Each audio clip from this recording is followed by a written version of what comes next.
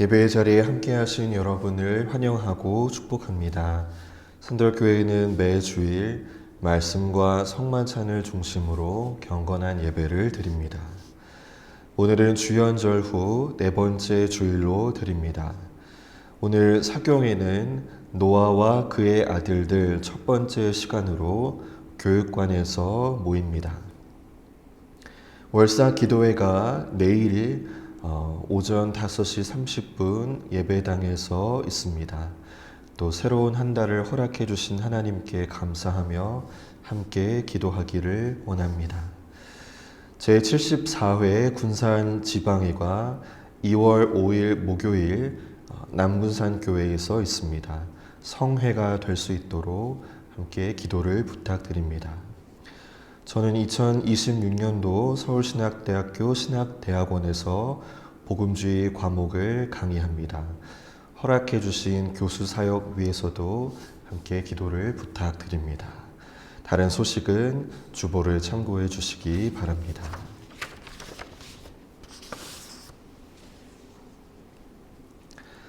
하나님께서 오늘 우리를 말씀과 성찬의 자리로 부르셨습니다.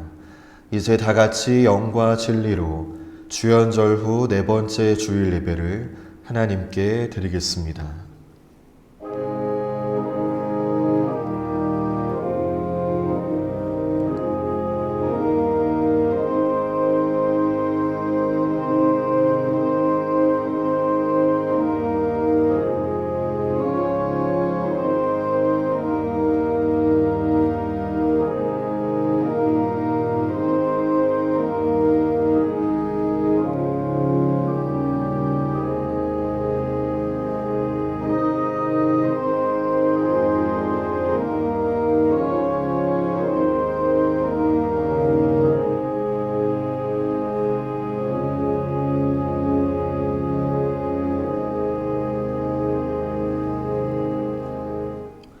성부와 성자와 성령의 이름으로 아멘. 창조와 구원의 하나님, 우리에게 거룩한 주님의 날을 허락하여 주사 하나님 앞에 불러주심을 감사드립니다. 예배하는 이 시간 우리의 마음과 생각이 온전히 주님께 향할 수 있도록 도와주시고 하나님께 영광 돌리는 온전한 예배 되게 하여 주옵소서. 예수 그리스도의 이름으로 기원하옵나이다. 아멘. 다 같이 일어나셔서 찬송가 10장 찬양 드리겠습니다.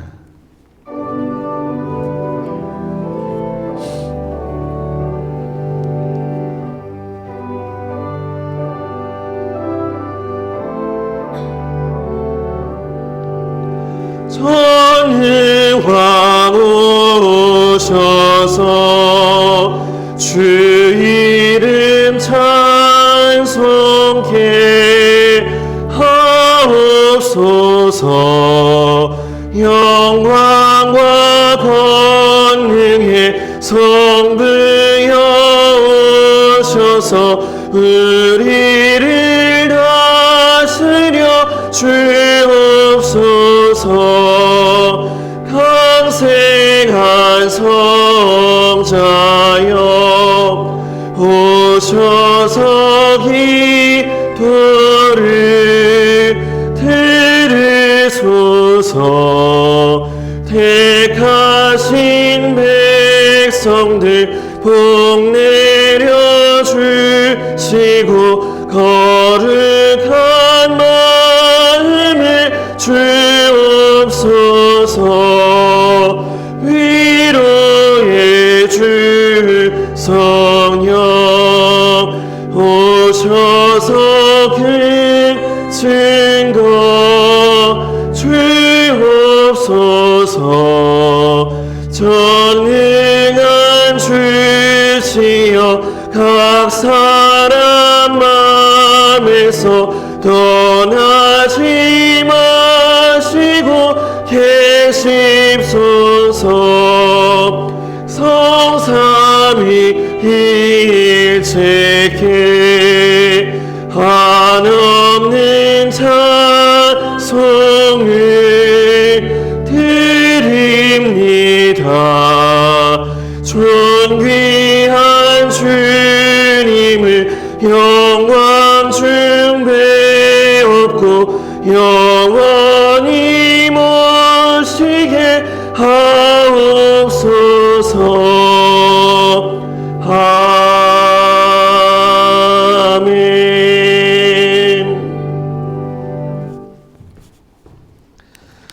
교동문 9번 시편 15편의 말씀을 교독하겠습니다.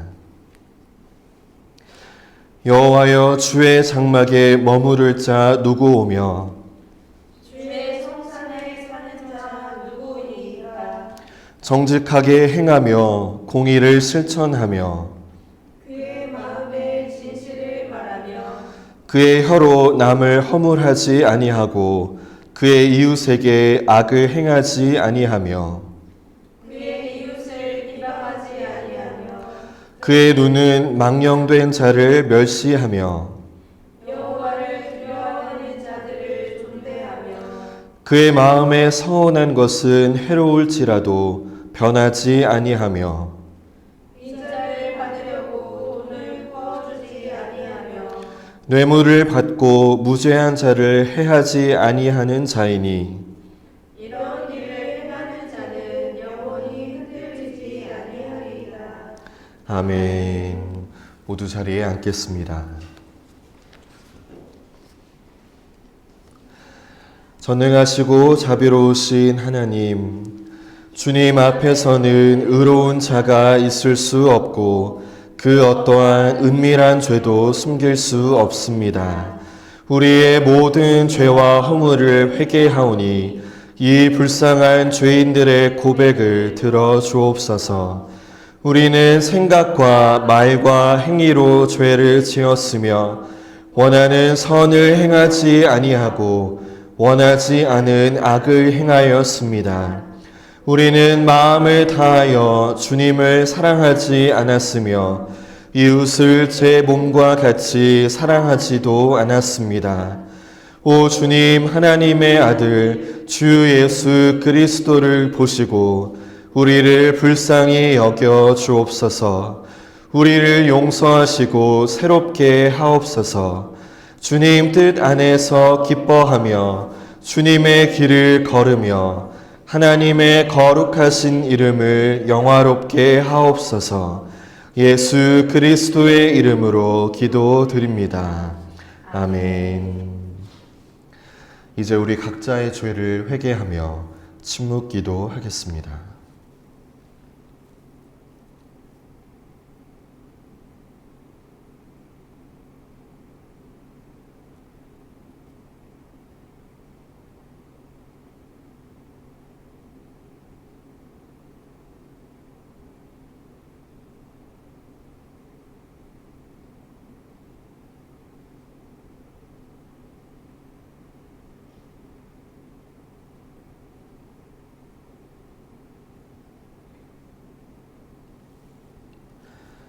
만일 우리가 우리 죄를 자백하면 그는 미쁘시고 의로우사 우리 죄를 사하시며 우리를 모든 불의에서 깨끗하게 하실 것이요. 아멘.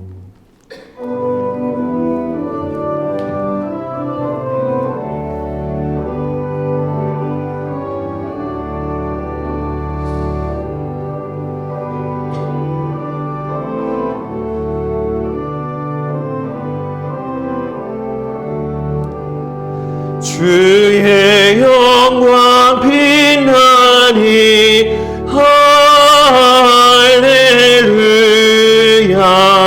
성도들은 주 앞에 할렐루야.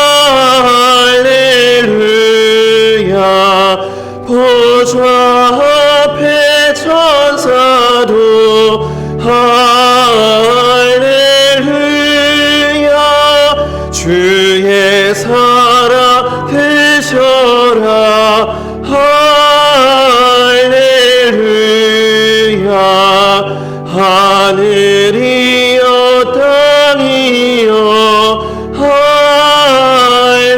할렐루야. 주의 기사 전하라 할렐루야. 만물들아 영원히 할렐루야. 서로 화답하여라 할렐루야. 주의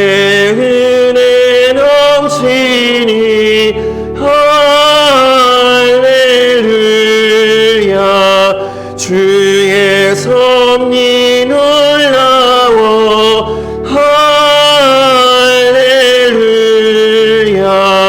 주의 역사 크셔라 할렐루야 주의 사랑 한없네 할렐루야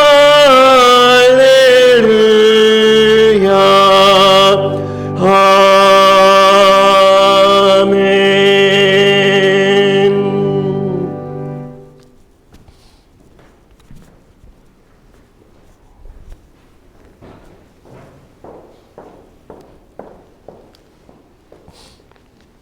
오늘 우리에게 주신 구약의 말씀은 미가서 6장입니다.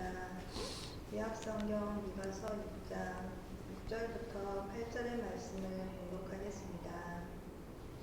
내가 무엇을 가지고 여호와 앞에 나아가며 높으신 하나님께 경배할까? 내가 번제물로 일련된 송아지를 가지고 그 앞에 나아갈까? 여호와께서 천천의 순양이나 만만의 강물 같은 기름을 기뻐하실까? 내 허물을 위하여 내 마다들을 내 영혼의 죄로 말미암아 내 몸의 열매를 드릴까? 사람아 주께서 선한 것이 무엇임을 내게 보이셨나니 여호와께서 내게 구하시는 것은 오직 정의를 행하며 인자를 사랑하며 겸손하게 내 하나님과 함께 행하는 것이 아니냐.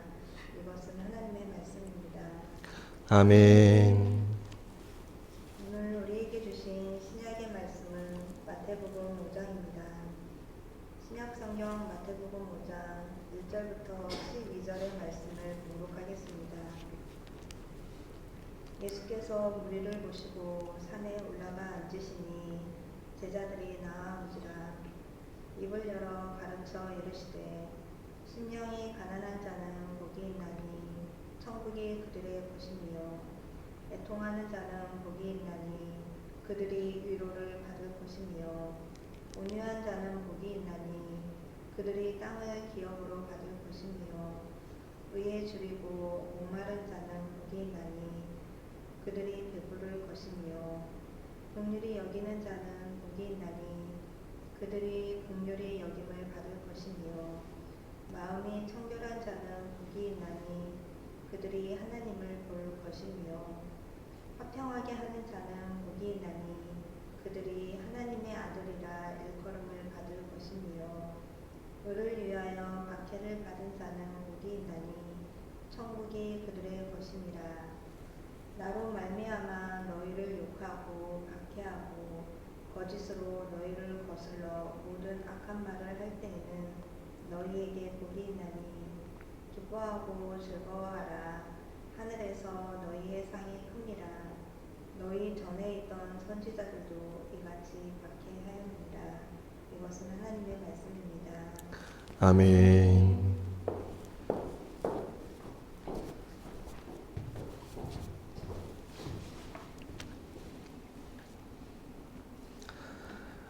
오늘 우리가 읽은 복음서 본문은 너무나도 유명한 말씀입니다.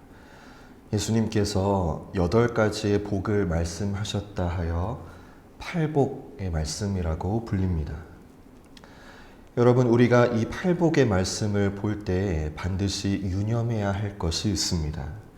이 말씀이 기록된 1세기의 배경과 상황을 염두해야 합니다.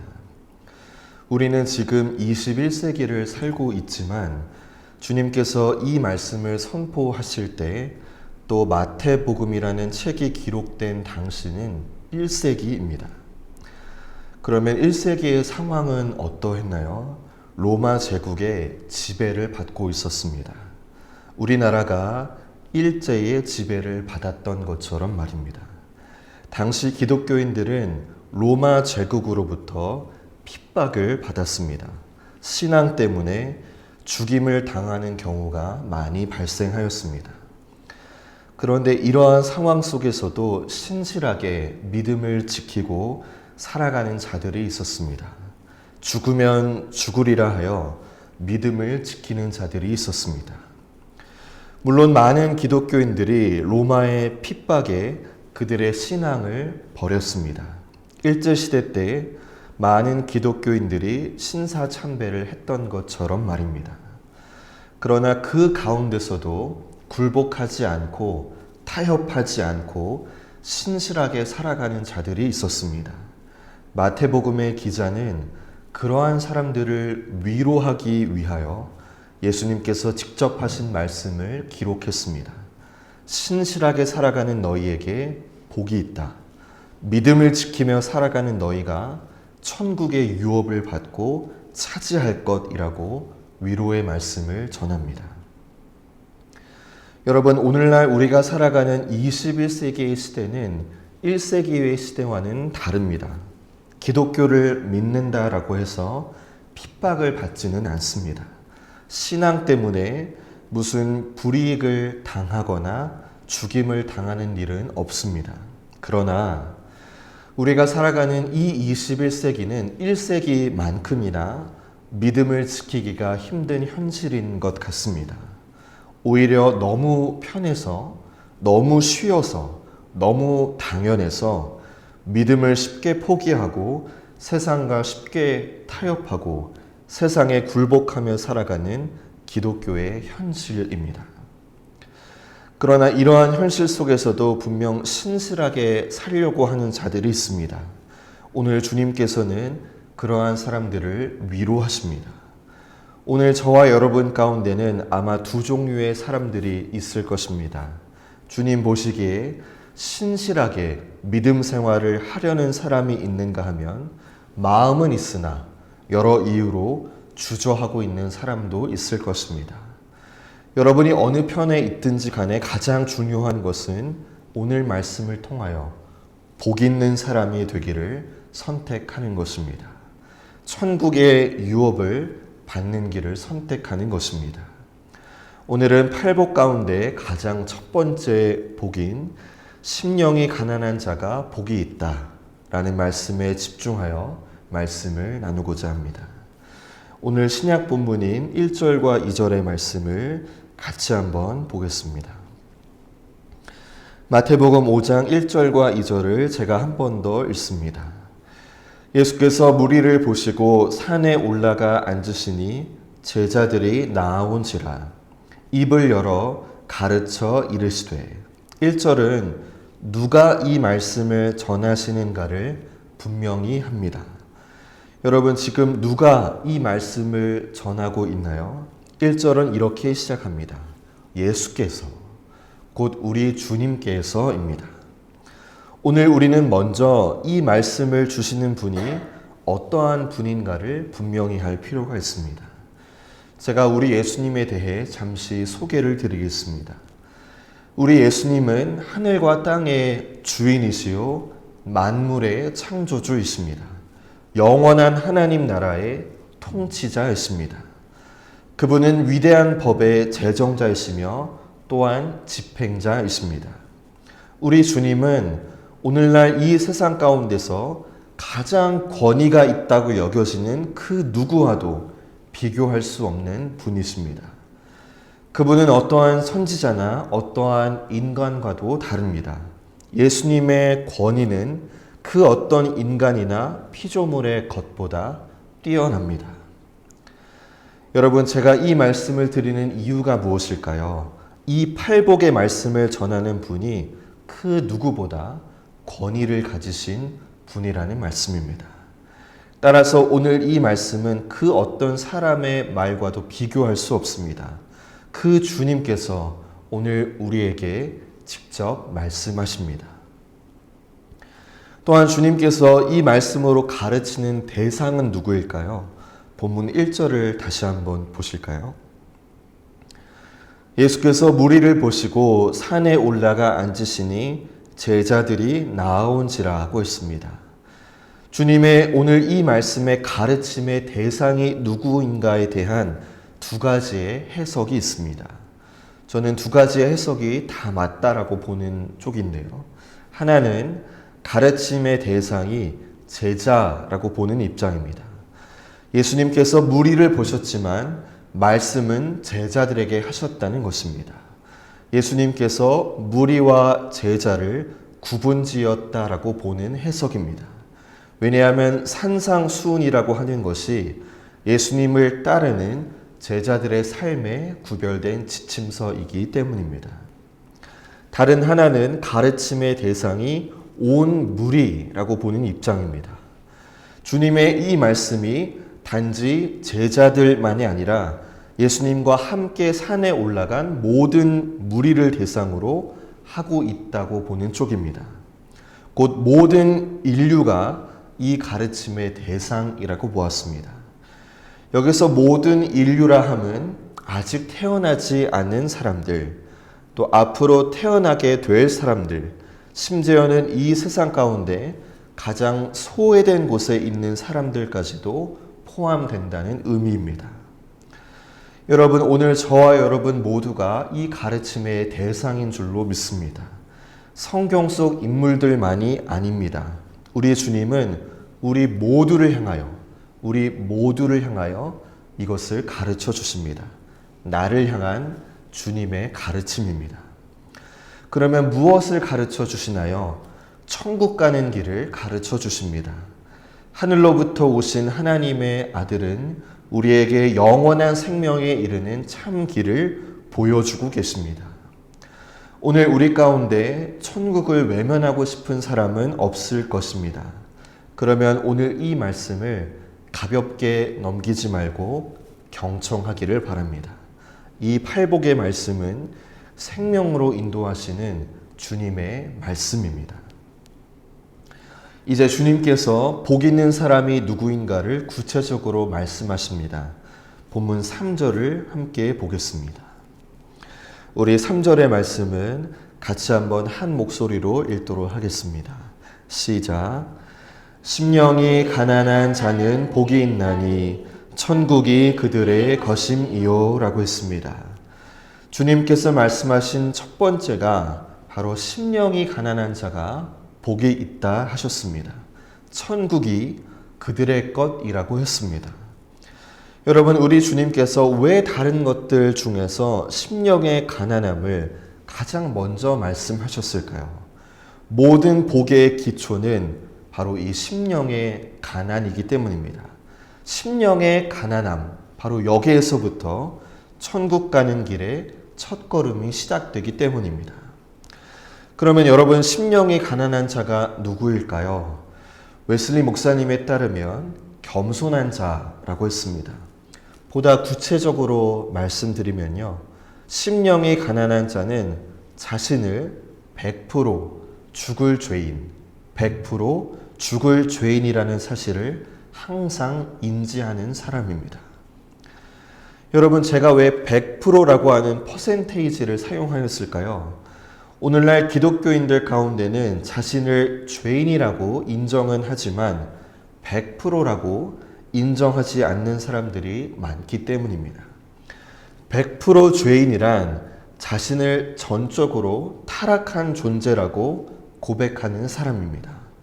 자기 속에 있는 마음과 생각, 의지가 모두가 죄의 영향 아래에 놓여 있음을 인정하는 사람입니다.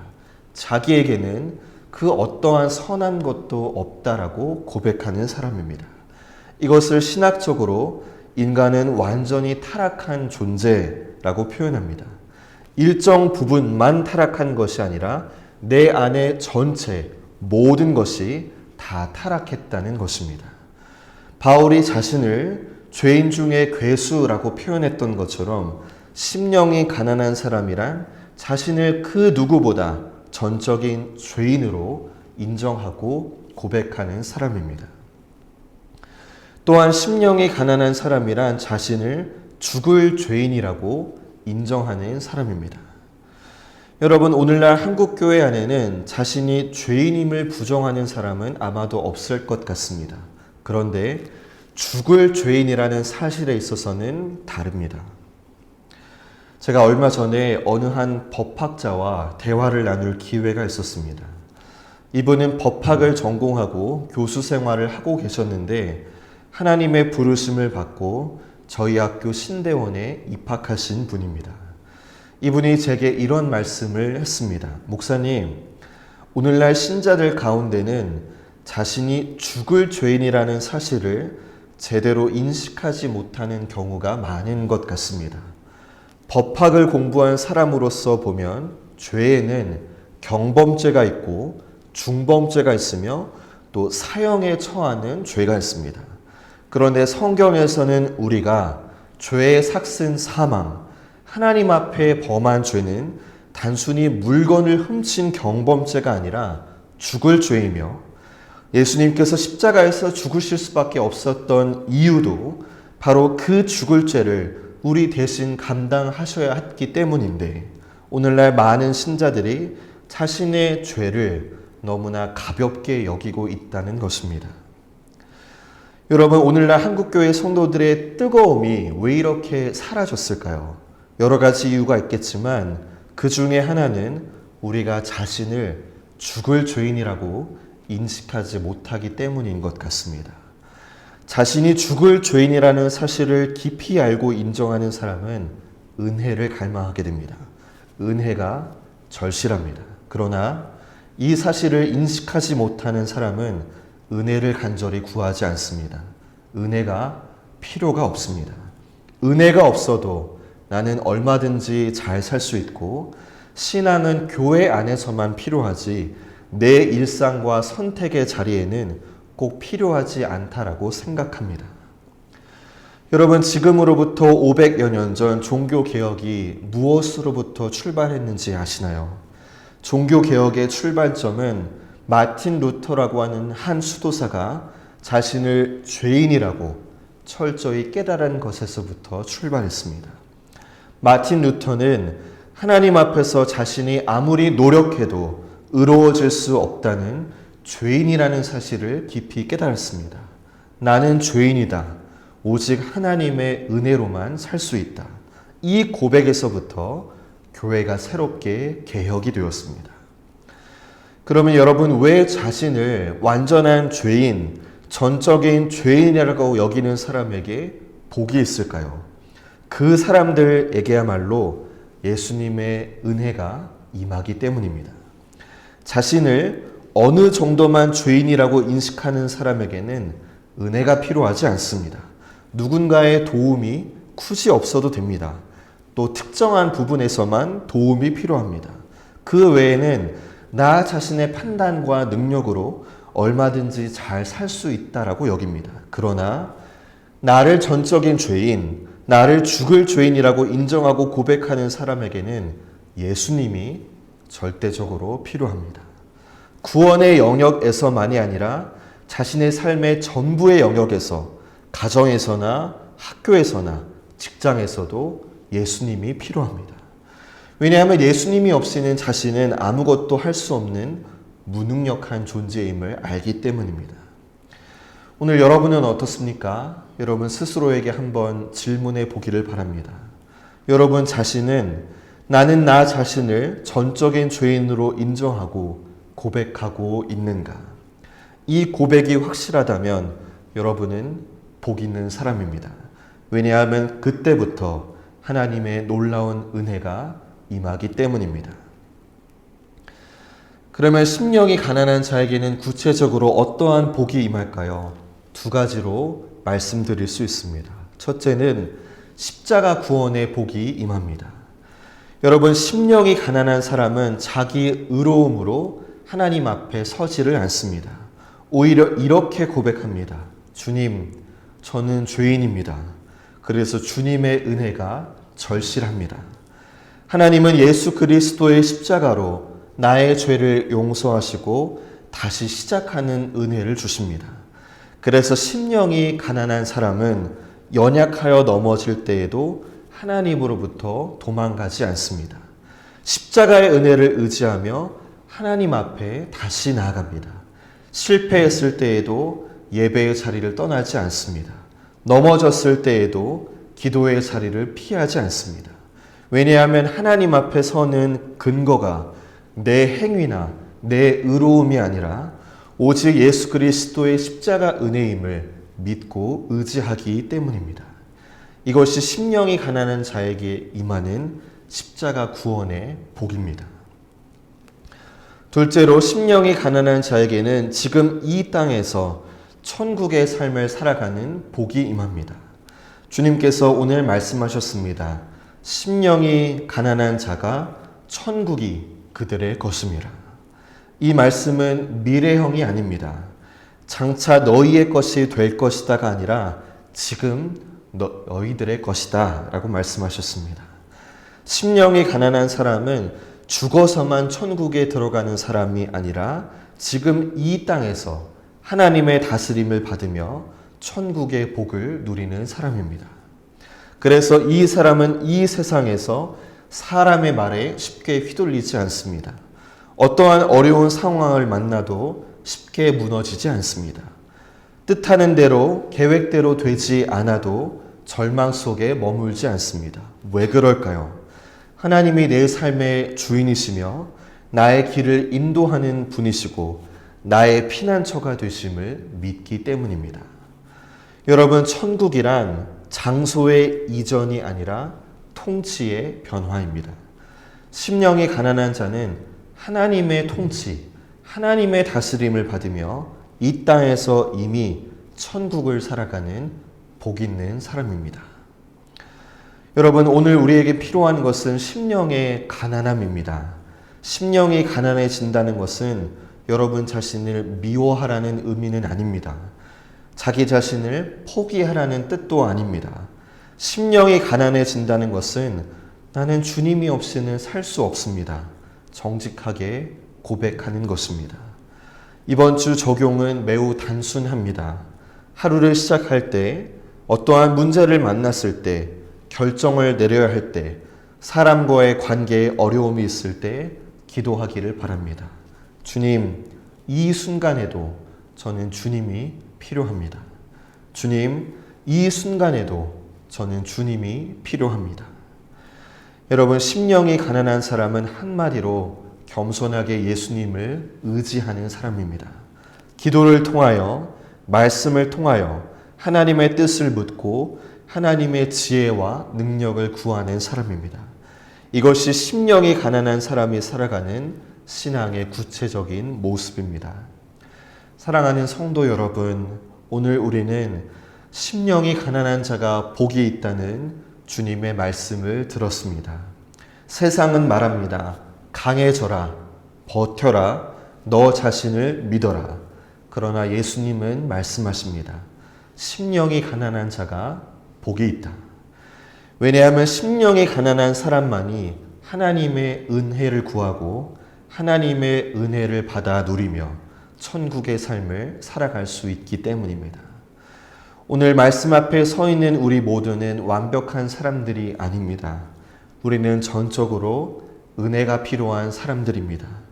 오늘 주님 앞에서 다시 한번 고백하는 역사가 있기를 소망합니다. 주님, 저는 죄인입니다. 주님이 없이는 단 한순간도 살 수 없는 존재입니다. 이 진실된 고백을 하는 자에게 주님이 말씀하십니다. 심령이 가난한 자가 복이 있다. 천국이 너의 것입니다.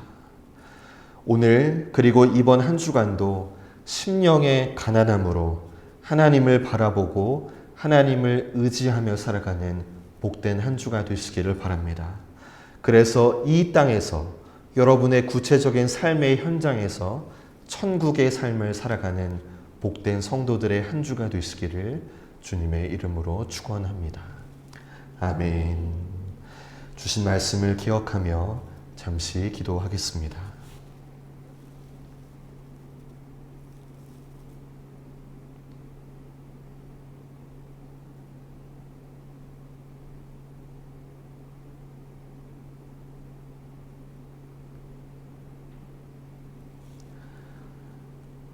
거룩하신 하나님, 오늘은 심령이 가난한 자가 복이 있다 하신 주님의 말씀을 들었습니다.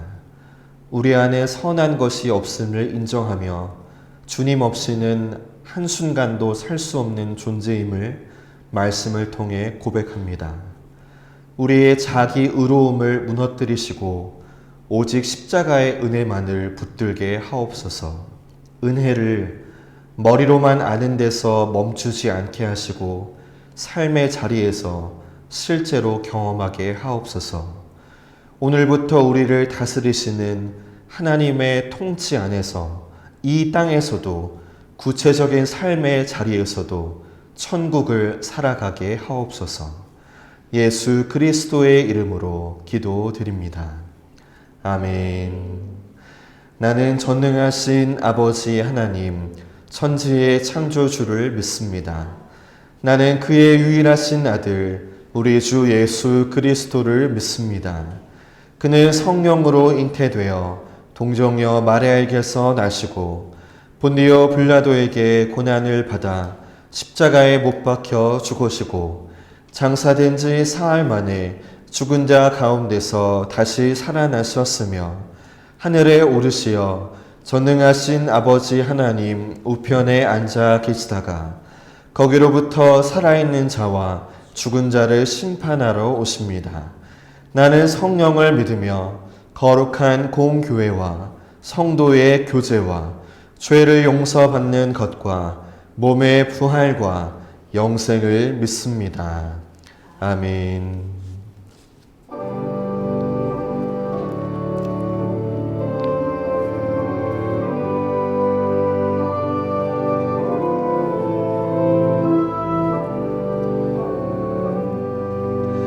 나의 생명 드리니 주여 받아 주셔서 세상 살아갈 동안 찬송하게 하소서. 손과 발을 들이니 주여 받아 주셔서 주의 일을 위하여 민첩하게 하소서. 나의 음성 들이니 주여 받아 주셔서 주의 진리 말씀만 전파하게 하소서. 나의 보화 드리니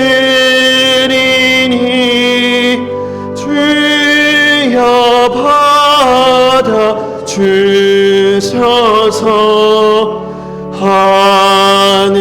하늘나라 위하여 주 뜻대로 쓰소서. 나의 시간 드리니 주여 받아 주셔서 평생토록 주 위에 봉사하게 하소서. 아멘.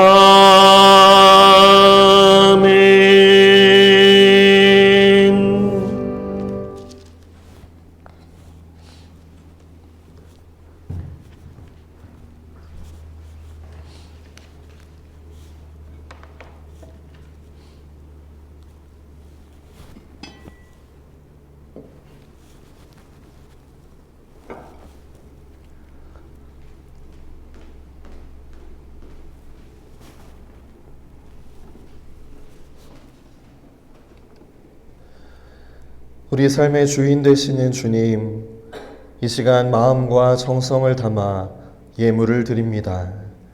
주의 감사 예물, 11조 예물, 선교 예물을 드립니다. 주님, 어려운 형편 속에서도 하나님의 은혜에 감사하며 하나님의 명령에 순종하며 하나님께 예물을 드린 손길들을 기억하여 주시고 기뻐 받아 주옵소서.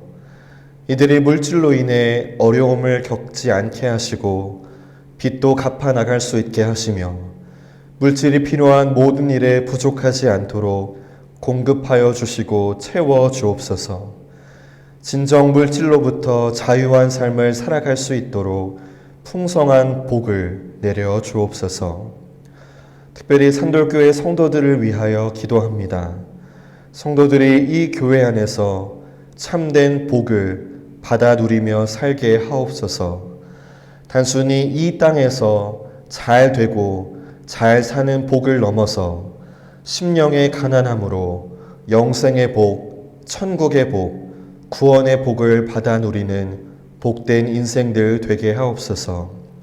말씀이 깨달아지게 하시고 복음을 영접하게 하시며 은혜 아래 살아가게 하옵소서. 주님, 한국교회를 위하여 기도합니다.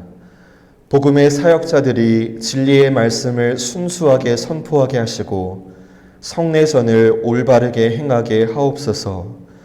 이 땅의 모든 그리스도인들이 자신이 죄인임을 항상 인식하며 교회 안에서나 밖에서나 겸손한 자들로서 하나님을 의지하며 하나님께 영광 돌리는 성도들 되게 하옵소서.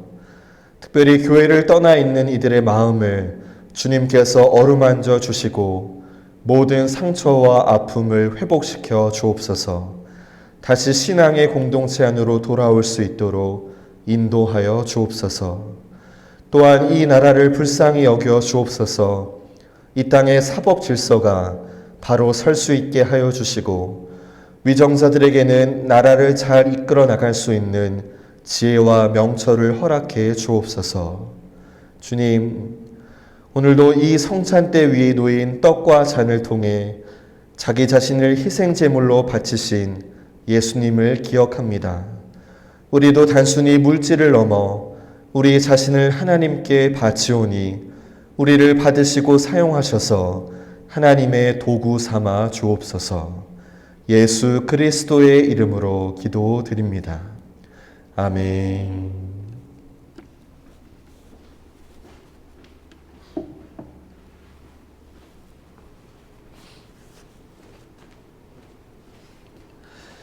말씀이 육신이 되어 세례를 받으시사 하나님의 아들이심을 나타내시며 우리에게 구원의 소망을 주신 하나님께 영광을 돌립니다.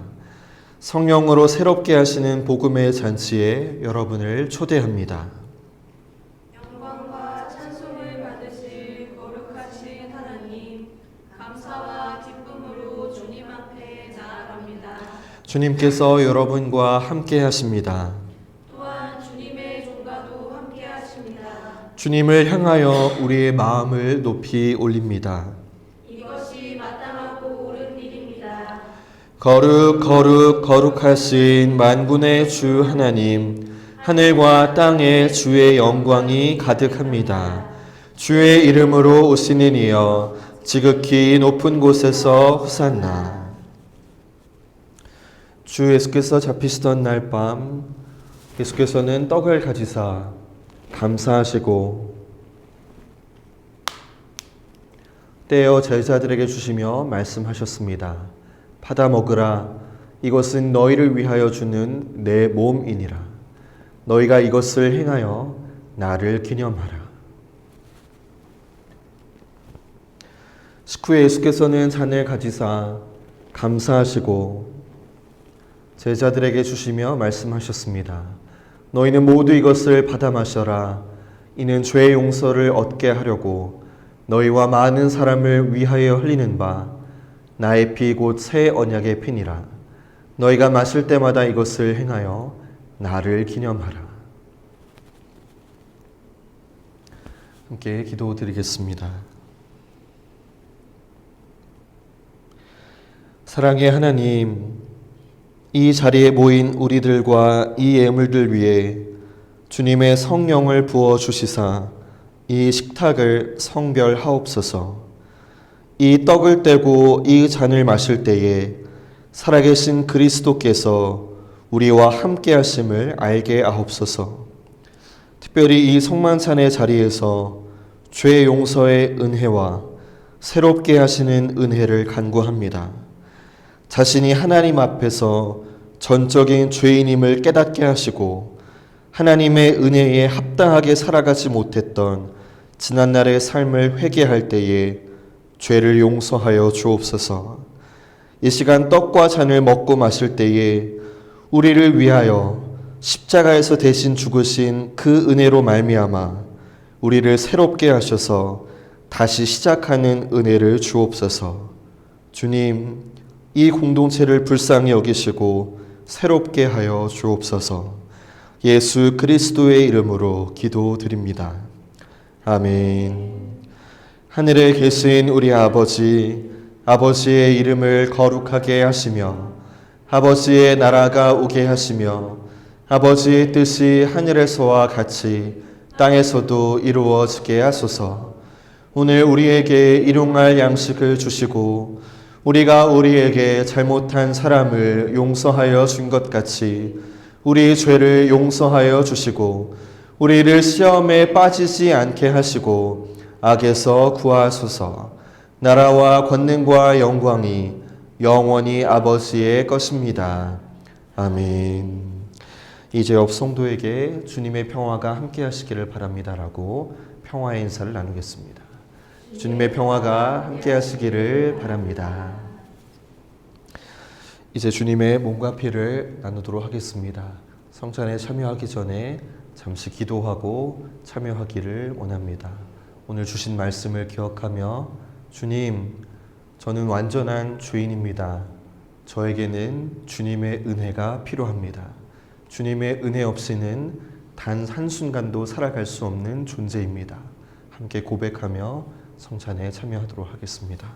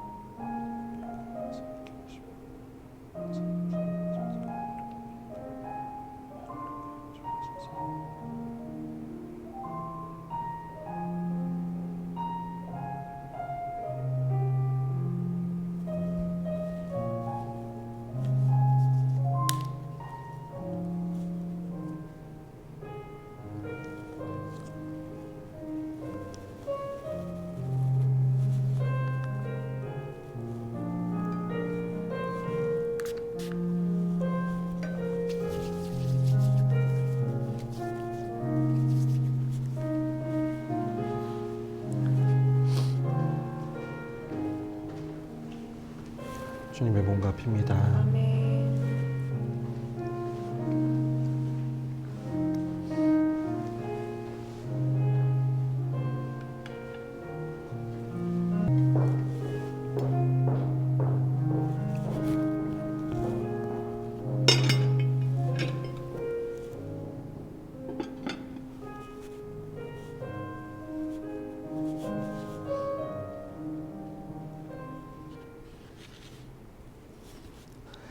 전능하시고 영원하신 하나님, 성육신하신 예수 그리스도를 통하여 죄 죽고 새 사람으로 거듭나게 하심을 감사드립니다. 이제 험한 세상에 나아갈 때에 성령의 능력으로 보호하여 주시고 날마다 승리하는 삶을 누리게 하옵소서. 예수 그리스도의 이름으로 기도드립니다. 아멘. 다 같이 일어나셔서 찬송가 427장 찬양 드리겠습니다.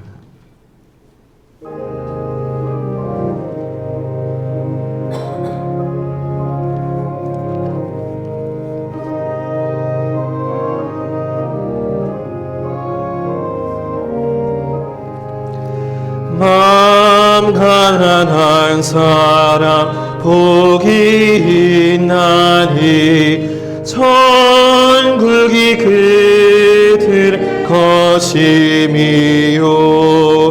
늘에 통하느니 복이 있나니 그들이 위로를 받으리라.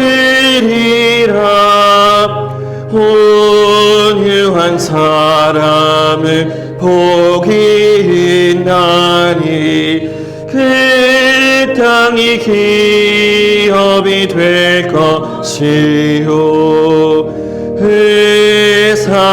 사모하느니 복이 있나니 그들이 배부를 것이로다. 그들이 여기며 복이 있나니 그들이 여김을 받으리라. 마음 정결한 사람 복이 있나니 그들이 하나님 볼 것이라. 화평케 하느니 복이 있나니 그들이 하나님 아들이요 핍박을 받느니 복이 있나니 천국이 그들의 것임이라. 주 위에 욕보며 복이 있나니 하늘의 큰 상을 받으리라. 성부와 성자와 성령께 영광 영원히 돌리세. 할렐루야.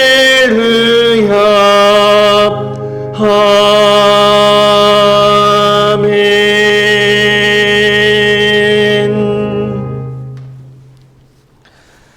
이제 평화와 기쁨으로 주님을 사랑하고 섬기기 위해 가십시오.